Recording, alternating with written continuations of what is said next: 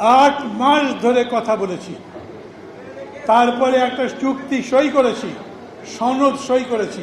সবাই জানেন দলিল যখন লেখা হয়ে যায় সেই দলিল বদলানো যায় না, কিন্তু এরা দলিল বদলে দিয়েছে। যেদিন সই করেছি সেই দিন আর্টিকেল 5 ওই দলিলের মধ্যে জুলাই সনদের সেটা বদলে দিয়েছে। আর এইবার যেটা করলো ঘোষণার মধ্যে, বিএনপি তাদের নিজের বক্তৃতা করেছিল, অনেকগুলো বিষয়ে তাদের দ্বিমত আছে, ইংরেজিতে বলেন নোট অফ ডিসেন্ট। ওনাদের নোট অফ ডিসেন্টের সাথে আমরা কিন্তু একমত নই, আমরা তাদের সাথে সহমত পোষণ করি নাই। কিন্তু বিএনপির নেতারা বলেছেন আমাদের এই ব্যাপারগুলোতে ভিন্নমত আছে, আমরা সেই কারণে আপনাদের আটকাচ্ছি না, আপনারা প্রস্তাব পাশ করে নিয়ে যান, সই করে দেব, কিন্তু যখন ভোট হবে তখন মানুষের কাছে বলবো এই ব্যাপারে আমাদের এই দৃষ্টিভঙ্গি। মানুষ যদি আমাদের সমর্থন করে তাহলে আমরা এটা বাস্তবায়ন করব, আপনাদেরটা করব না। এ তো ঠিক কথাই, জনগণ যা বলবে তাই তো হবে।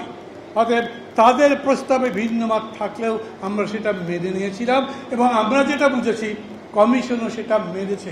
অদ্ভুত বিষয়, কমিশন এখন আমাদের সামনে প্রস্তাব হাজির করবার সময় সেই সমস্ত নোট অফ ডিসেন্ট বা ভিন্নমত বাদ দিয়ে দিয়েছে। এটা একটা 410 ডিগ্রি হলো না? এই প্রথম ডক্টর ইউনূস এবং তার সরকার শুনলেন যে তারা জাতির সঙ্গে এবং বিএনপির সঙ্গে বিশেষ করে প্রতারণা করেছে। আমি একটু ভুল বললাম, প্রথম শোনেন নাই, উনি যাদের কথায় দেশে এসেছিলেন, দেশের দায়িত্ব নিয়েছিলেন, বলেছিলেন ওরা হচ্ছে আমাদের নিয়োগকর্তা, যারা এই আন্দোলনের মূল ভিত্তি তখনকার মতো স্থাপন করেছিল, এখন যারা এনসিপি করে তারাও বলেছে এই সরকার আমাদের সাথে প্রতারণা করেছে। আচ্ছা, যে এই সরকার দেশে ভালো নির্বাচন দেবে, জনগণের কাছে গ্রহণযোগ্য নির্বাচন দেবে, সেই সরকার যদি প্রতারক হয় তাহলে আমাদের করার কি আছে?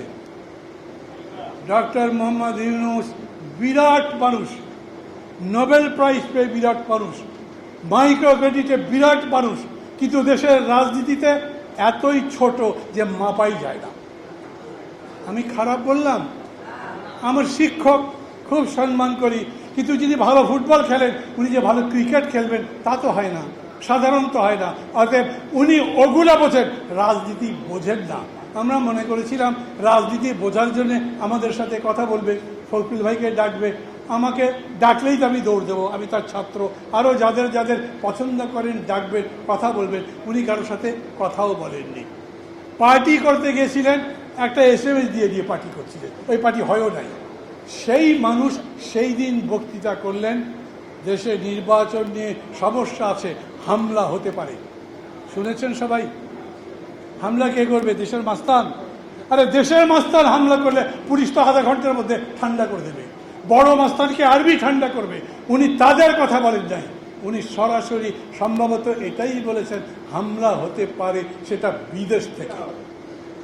বিদেশে তো আছে, কে আছে জানেন না, কারা আছে জানেন না। ওইটা জানবার পরেও এইভাবে রাজনৈতিক দলগুলোর মধ্যে বিভেদ তৈরি করবার কাজ করলেন কেন? একটা বড় সংকটে পড়েছি আমরা। এখন আমি চাই যে কথা দিয়েছিলেন সেই কথার ভিত্তিতে ডিসেনশনগুলো, দ্বিমতগুলো জনগণের কাছে যাক।